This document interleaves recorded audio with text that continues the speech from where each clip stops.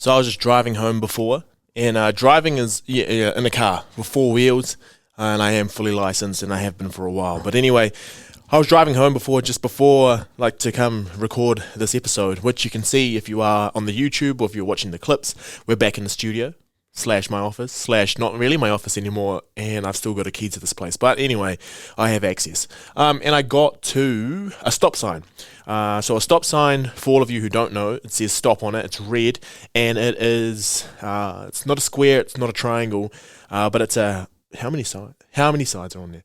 However many sides are gone, is a stop sign. And the rule here in Aotearoa is that you have to stop, come to a complete stop, halt, right? Where the car has to stop rolling, no movement.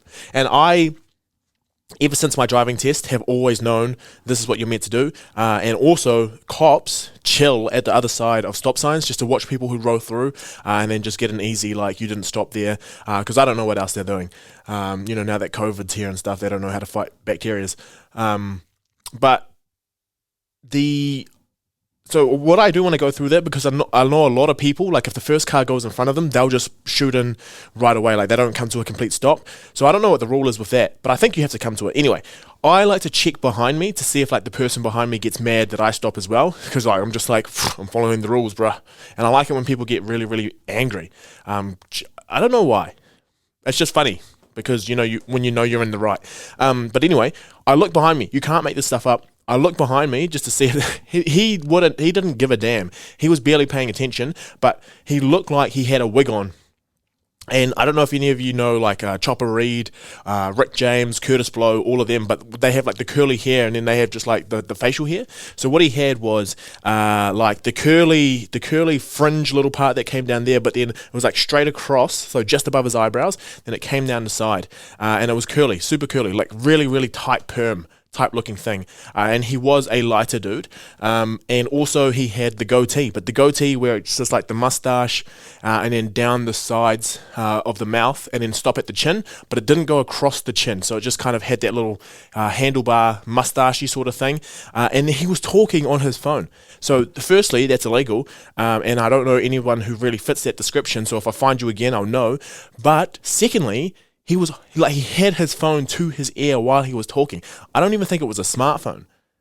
But I just, like, that just took me, I was just like, is this in a movie? Am I in a movie right now? Like, do they actually have cameras on me? Because if they did, I stopped.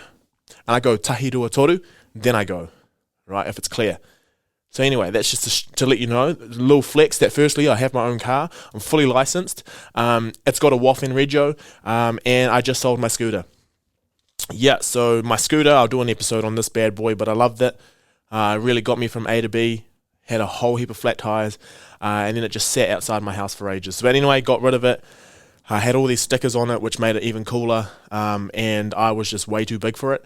But I did enjoy riding it, and I have spoken about it on this podcast before, where I got out and about, rode my hog around. I called it the hog, and I rode on the hog, and yeah, so back in the car, doing that a lot.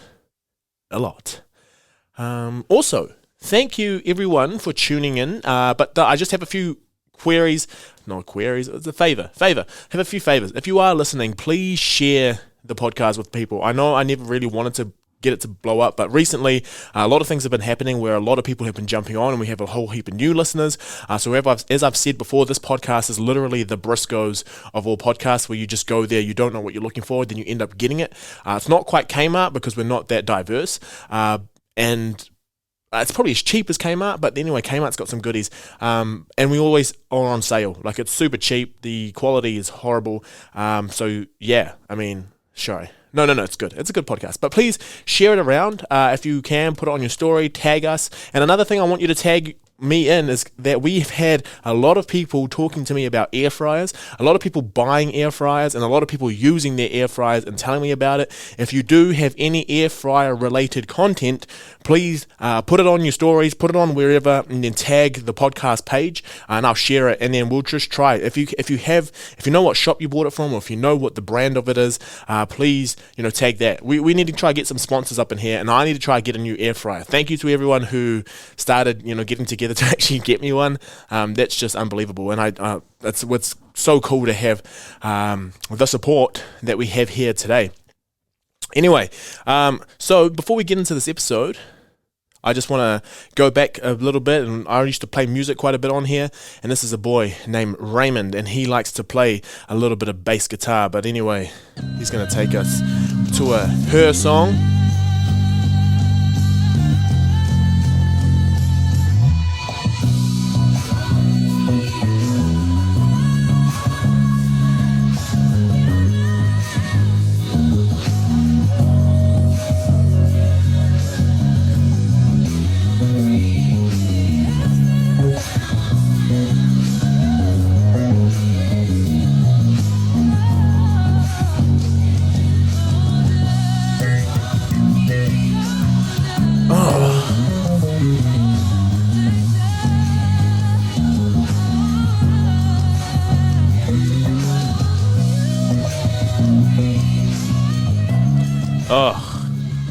And that is just a short little version of that. But if you want to follow him, Raymond Une, and he puts a lot of his stuff onto Instagram where he just jams out. And the really cool thing about that is the caption where he was talking about that is talking about finding your craft and honing that craft and using it to kind of, be in the moment with yourself.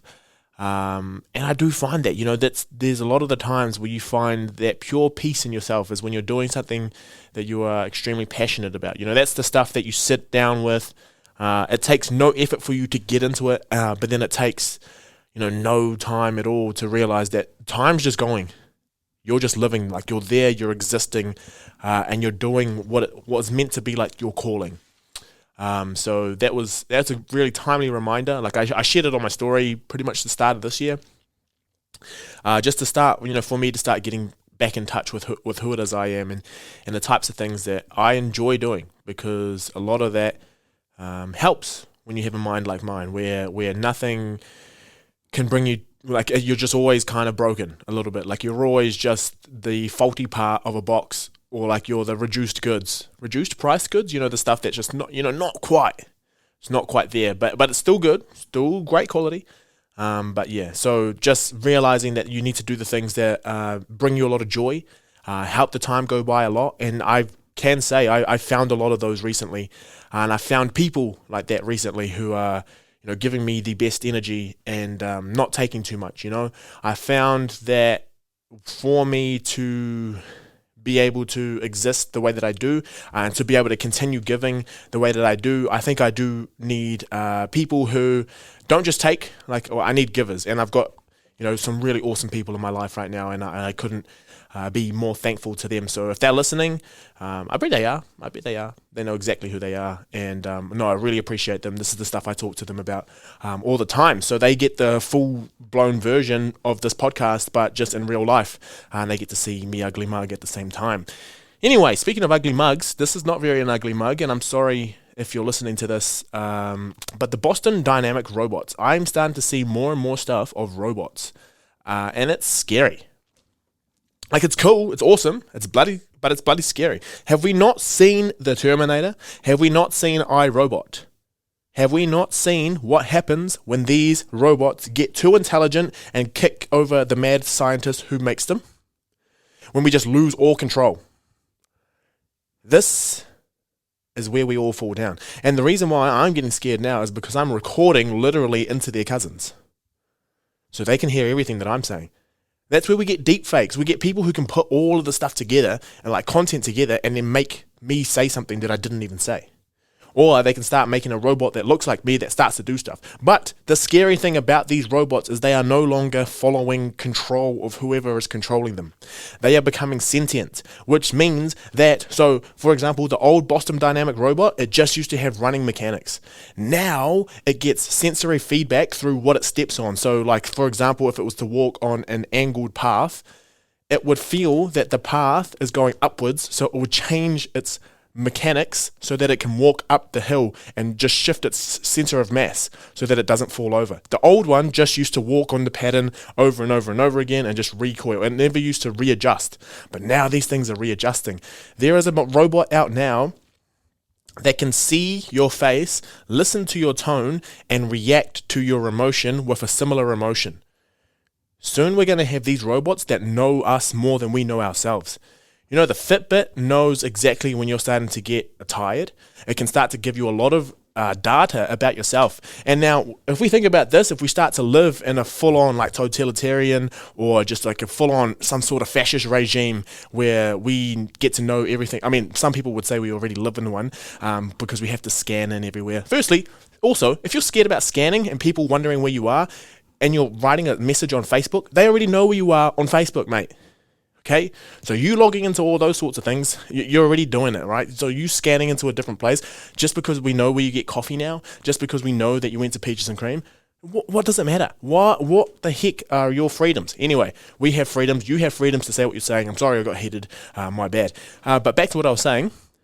These bastards, if we truly follow all of this detail, and we did live in a society that is like that. I truly don't believe we do. I think we live in a very free, liberal sort of society. But anyway, I'm going to get cancelled. Someone's going to take this and just like take it out of context. But if, like, for example, we see whoever our merciful leader is and our heart rate starts to rise, our blood pressure starts to rise, you can go to jail because people might know that you're already angry at that person. So if it shows that you're like, your physiology and stuff like changes when you see a certain person and when they start to talk about a certain topic, you're gone.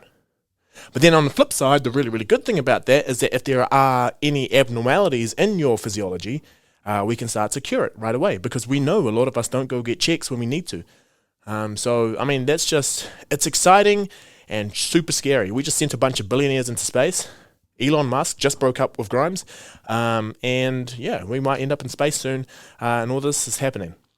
And we are not knowing what's real and what is fake anymore. But what we do know is that this episode has gone 12 minutes, and I have not spoken about what it is I was meant to speak about. So today I just wanted to, it's getting close to summer. And a lot of people are already asking me, you know, what types of exercises should I do? What should I be eating so that I can get that thick ass? And here's my first thing. I did a series on it at the start of the year, and it was all about self-compassion. When you start to set all these sorts of goals for yourself, self-compassion is the first thing that you need to really check in with yourself and make sure that you are being compassionate to yourself. And I'm just going to let you know right now that there are some people who can just build habits, follow them, strict, super, super strict, right? I was that person. I could just drop whatever it is I was doing and just go and do whatever it is I needed to do. But for majority of us, like even me now, that was one version of me. I'm not that version anymore. I'm a little bit more, you know, I've got a belly now. Honestly, if you've got a flat tire, I've got one around my waist. And it's just because I haven't really cared about it so much. But all of these different things that we're going to do, I mean, it's hard. Right, trying to build these habits, trying to do the things that we know are good for us, that we know are kind of goals that we want to achieve. We can talk about why we want to achieve those, but in another date. But, you know, when you want to go do that, when you want to go do all these different things that we know are going to take effort, there is a weird system within us that doesn't allow us to just go do that, right? We are more hardwired to go after the things that really derail us from that. And that's what I want to talk about today is what makes you do the things that you don't like? Or what is it? How can we get to a position where we finally can just do all of the difficult tasks because we know that we can be, you know, better off for it in the future. So what I like to think about, the easiest example for me is you know, having to get up early in the morning to go and exercise, right? The best feeling ever is just having that warmth in bed. You know, if it's raining outside, if it's shitty outside, you know, the last thing that you want to do is pull yourself up out of bed and then go and do that exercise, even though you know, time and time again, once you finish that exercise, you're absolutely buzzing, you got that little bit of glow on, you're allowed to put it on your story that you did some exercise. But come to the morning after, you know what all that feeling feels like. You know that you feel like an absolute champion. You know that you can go buy new sports gear because you're an exerciser now.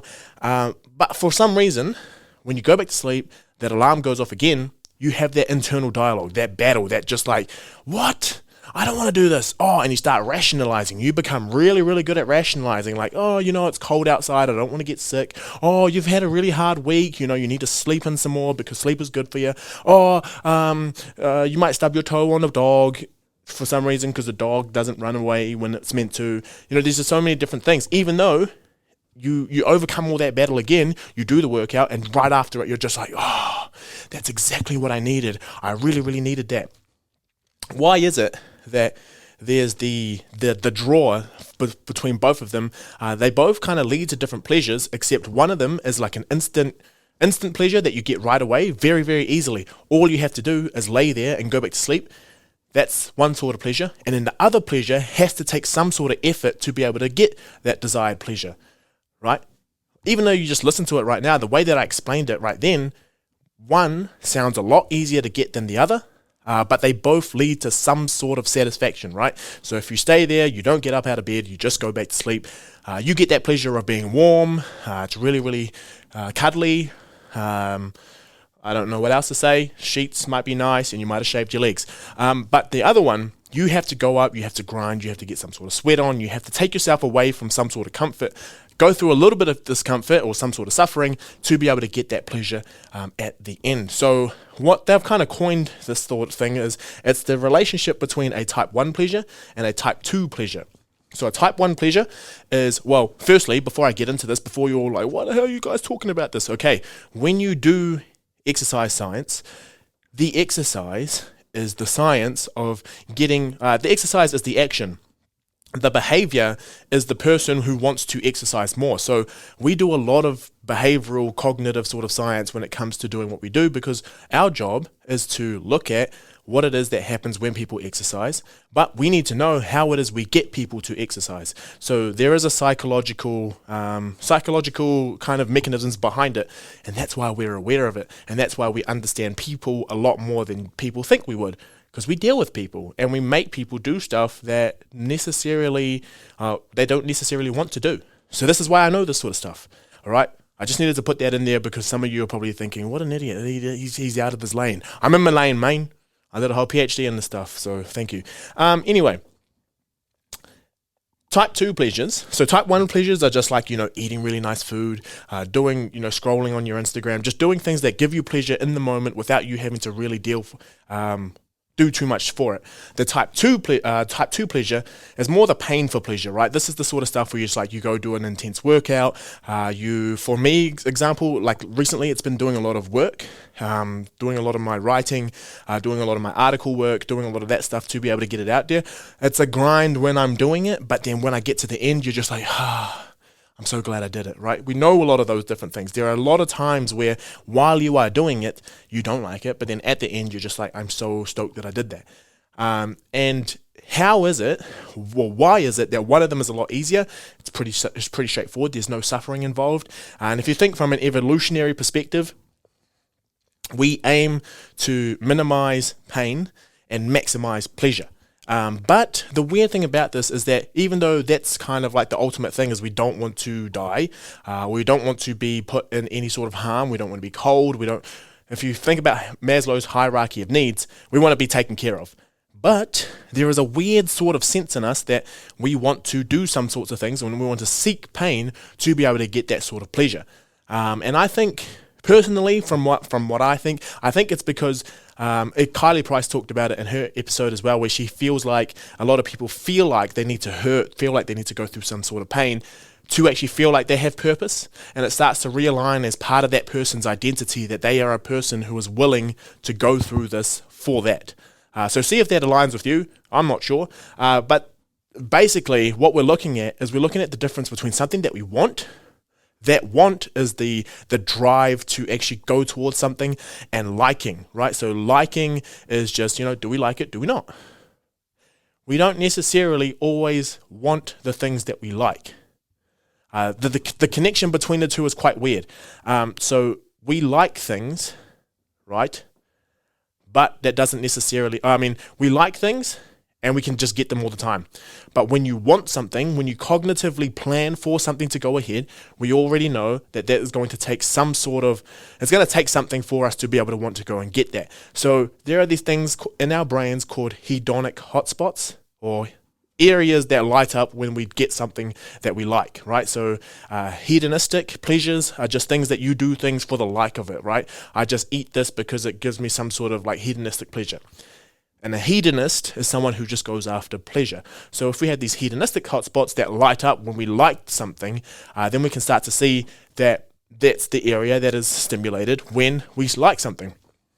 The thing is, in our brain, they're kind of like clustered. It's a small little area. It's not too much of the overall brain, and it's a very small set of real estate in the entire brain. If I could redesign the brain, I would make sure that everything gave me some sort of pleasure, right? But apparently, we're not hardwired to just like everything that we do. So there is going to be some sort of disconnect between the wanting to go do something and actually liking doing that. So this is my first cue to you: is that everything that you want to do, you're not necessarily going to like, but there will be an aspect of it that you can end up liking. So if you think about, we like this when it happens, and we get it. Oh yeah, boom, yuck, yeah, but goes all through your brain. You're loving it, right? You love it. That's the feeling that you get, that we're trying to remember that's what it felt like. But the pathway to actually get you there isn't necessarily the stuff that you like.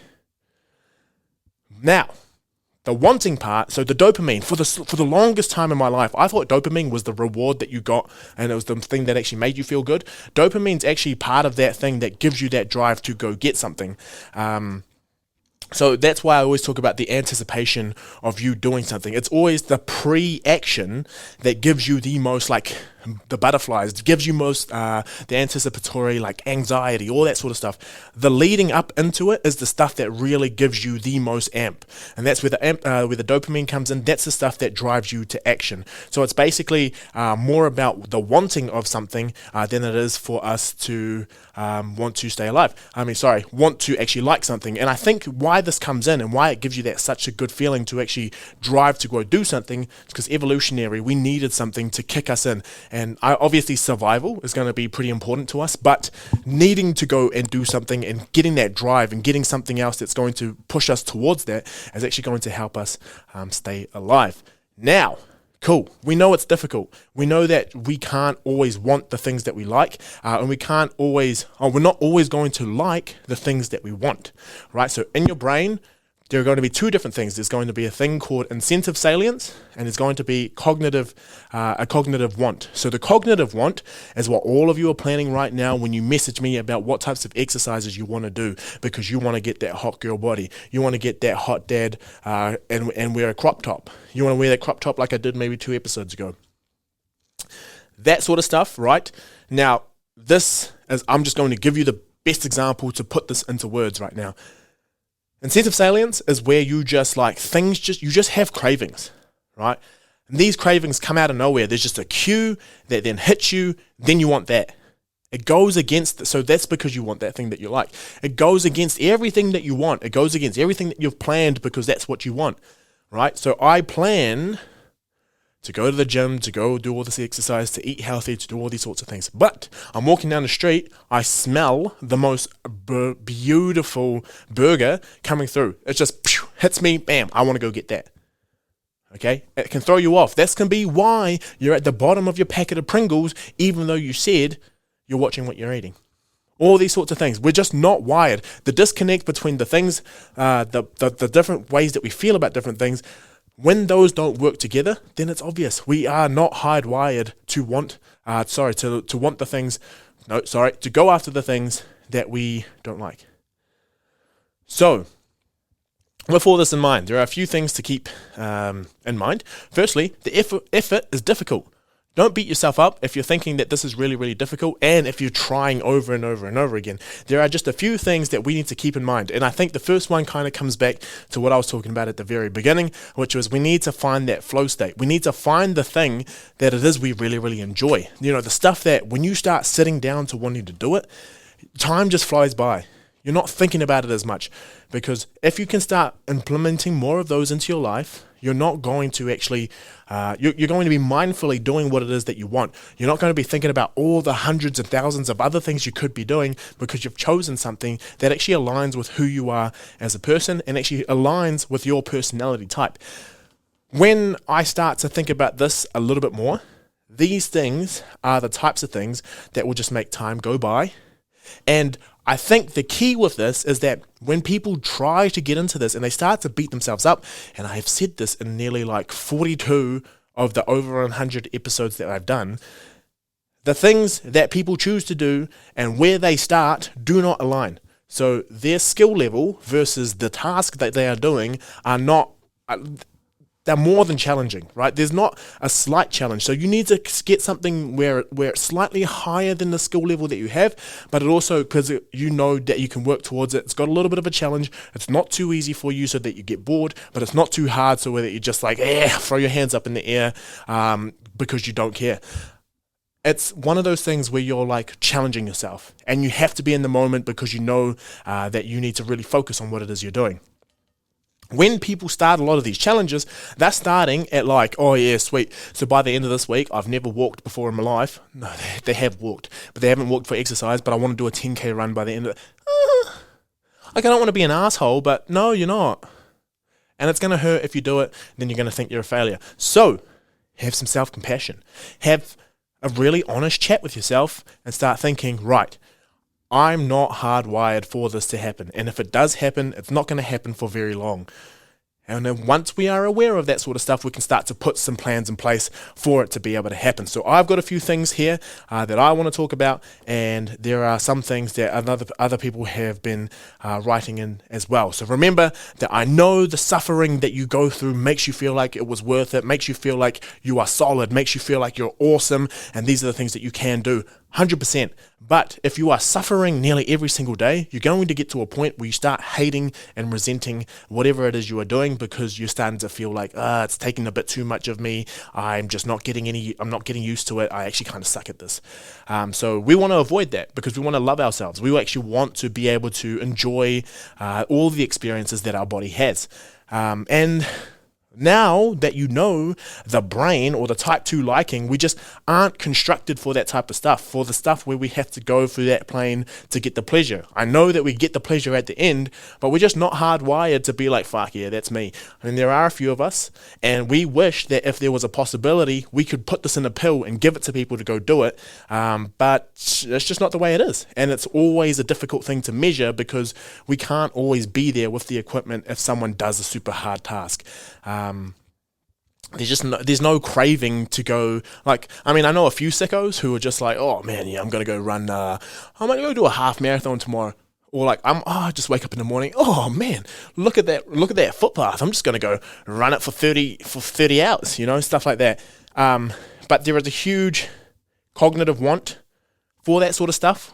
We plan for it. But now we just need to build those habits. And the sad thing is, there is no way that we can just magically do it. We just have to go and do it ourselves. But we can build up slowly, and we can get there together. So how do we motivate ourselves to do this? We have to make it part of our identity. I've talked about this with the smoking thing. It's pretty much everyone has spoken about it. But if you say that I want to exercise more, nothing makes you do it more than saying I'm an exerciser. And then you start aligning everything with those values in your life.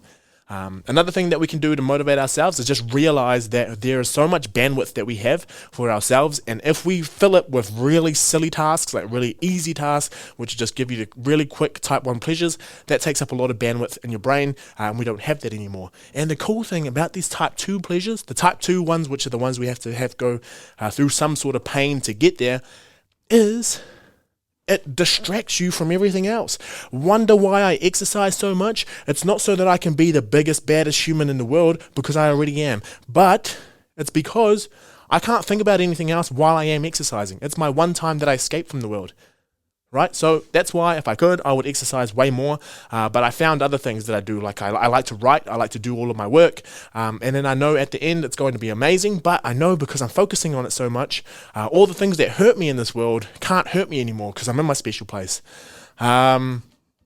Another thing, avoid the type 1 pleasures, drinking, avoid the atmospheres or the environments that tick you to want to go do those sorts of things. So I know that some people want to stop drinking, some people want to stop using narcotics, all that sort of stuff. Most people who are addicts and all that sort of stuff, they're the perfect example of all of this happening, where they know they cognitively want to be sober, but as soon as something cues them to want that drug, it just comes back to them. So what are some things that we can do? And this is something that I've spoken about for anger, but it's also something that can be really good for different cravings. Once that craving comes in, surf the urge, baby. Surf it. And what we know is that feelings kind of last for about 15 to 20 minutes. So when that feeling comes in, start to really assess it. Is this really how I'm feeling? What is it that's causing me to feel this feeling? Oh yeah, or just acknowledge the feeling that it's there. And then what you can do is think about, being mindful about the activity that you want to do. So if, say, you want to go for a cigarette, you want to smoke. Okay, cool. Usually when we start thinking about, we get that craving for the smoke, we get that craving for the cookie, we get that craving for every other thing that we shouldn't be doing, or is not part of the cognitive plan that we have. We think about all the good things. All we think about is like, oh yeah, when I smoke it, I'm going to be less stressed. When I eat that, it's going to crave this part of me. But we don't think about the long-term consequences. So if we stop meditating on the awesome feeling that it's going to give you and start doing the opposite and meditate on, wow, if I continue smoking, it's going to do this to my health. That's going against me as a person because I want to live a healthy lifestyle. Same thing with the cookies. Now, vice versa, when it comes to doing things that we know are good for our health, when we want to, meditate about the good things about eating that apple. All right, an apple a day keeps the doctor away. Some, I think, but think about, oh man, that crunch of the apple when I eat it. Oh, the sweetness of it, the juiciness of it, all those sorts of things. Start meditating about the good things, or being super mindful about the good things that come out of the different tasks that you want to do. Like that, if you can really start to think about it and really hone in and just really get the essence of that feeling you have after a workout, that feeling of like being unstoppable and being amazing, start thinking about that a little bit more. And bam, there we are. That gives us that motivation to want to do it. So that's something that we can do. We can surf that urge and remember that things usually go by in about 15 to 20 minutes. Those feelings of they just fluctuate. They just come in, bam, big wave, and they'll stay there for a bit. Don't give in to it right away. Try to surf it a little bit, acknowledge that it's there, be aware of it, and then either have a plan B. So when you get that urge, you do something else, or when you get that urge, just sit with it for a little bit, have a little bit of water, mindfully take it into consideration, and then just be like, do I actually need it? Most times, you don't really need it. And there have been studies on people who were surfing the urge for different things, like cigarette smokers, different people who use different substances, and the people who were able to meditate on it were actually more likely to have longer periods without it. And like I said before, create an environment that you want to work in, but also surround yourself with people who are just like you, or just want the same things that you do, and support one another. It's so much easier when you have a big group of people who want to succeed the way that you want to succeed, and that's why it's really, really easy to get through when you have that sort of support. And I know it's going to be difficult to tell some people about the changes that you want to make in your life, and if they laugh at you seriously for you wanting to do something that you love, then fuck them, because honestly, people who really have a problem with people doing things that they love are just assholes, and that's fine, right? That's fine. You can have assholes in your life, but I wouldn't keep them around for very long. Awesome. Right, so we just had a few people write in this week. That was my bad. I put it out too late. But we have, when people don't want to do something, what are the things that motivate them? So just a few here. One is reminding self of the feeling during or afterwards. That's what I mean. Have that mindfulness or have that meditation on, I'm going to feel so damn great after this. This is going to be so awesome when I do it. It's going to be a little bit of a grind when we get there. It's the climb. It's always going to be another mountain. I'm always going to want to make it move. But yeah, at the end of it, it's bloody amazing. It's bloody amazing. Soph says, thinking about where I was a year ago. That's also something else, like you reminding yourself that you are a better person, or you are in a privileged position to be able to go and get these different things. And that by you not going after your goals, you're just kind of letting yourself down and that sort of thing. And just realizing who you are now is just because you have put in so many different steps to be able to get to where you are now. And then knowing that the future me, who may even be busier or more fatigued, will thank me for doing it now. 100%. I thank my future self all the time for like making my lunch the night before, or for getting my stuff ready, for doing my washing, all the different things where I'm just like, do I really have to do it now? And then you come to the time where you said, like, say you said yesterday, you're just like, I'll do it tomorrow. You get to that time where you were meant to do it, where you said you would do it, and you're just like, oh, I'm so glad that I did it yesterday because, ABC has come up, or I'm actually feeling a little bit more exhausted today. So there we go. There you have it. If you have anything else, I want to know who else is listening to the podcast. I want to make sure that you guys are sharing stuff because I'm super, super proud of this podcast. I love the way that it's going right now. I love the new support that we're getting, and I'm not as shy anymore. I will do whatever it takes to get this out there. And thank you to everyone who nominated it for New Zealand Podcast Awards. It just means a lot. I got a lot of people nominated the podcast. So thank you so much. I'm truly appreciative. And yeah, I don't know if I tell you all enough, but thank you so much for being here with me. My boy Raymond's going to take us out. But anyway, love you all. Hope that you got something out of that.